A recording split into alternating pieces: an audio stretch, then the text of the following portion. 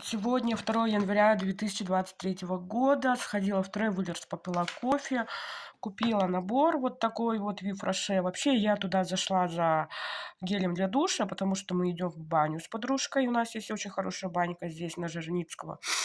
Должны пойти. Поняла, что гель для душа закончился, и купила себе новые гели для душа и для ванны.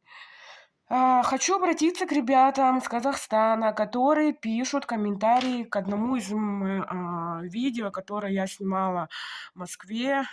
Пожалуйста, перестаньте писать мне такие комментарии.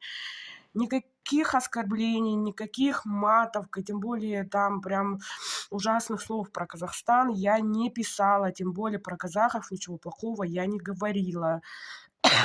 После 2 месяцев в Индии я купила обратный билет из Дели, транзитным рейсом через Казахстан. Это через Алмату и через Астану. По одному дню в каждом, получается, городе и я была.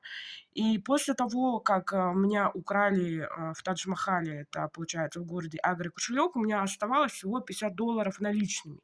Из-за санкций, из своей карты я не могла снять денег. Но я думала, что 50, в принципе, долларов хватит и на 2 дня там просто, чтобы покушать. И не хватило. И я писала, ну, и говорила то, что в Казахстане дорого, что этих денег не хватило. Реально у вас дорого в аэропорту. Но никаких вы мне пишете, что я бомж, там, бич, и вообще там жутко много оскорбительных комментариев, которые половину из них мне пришлось удалить. И у меня всего лишь 58 подписчиков. Это мои друзья, коллеги, которые, конечно же, вообще мы в шоке на самом деле, потому что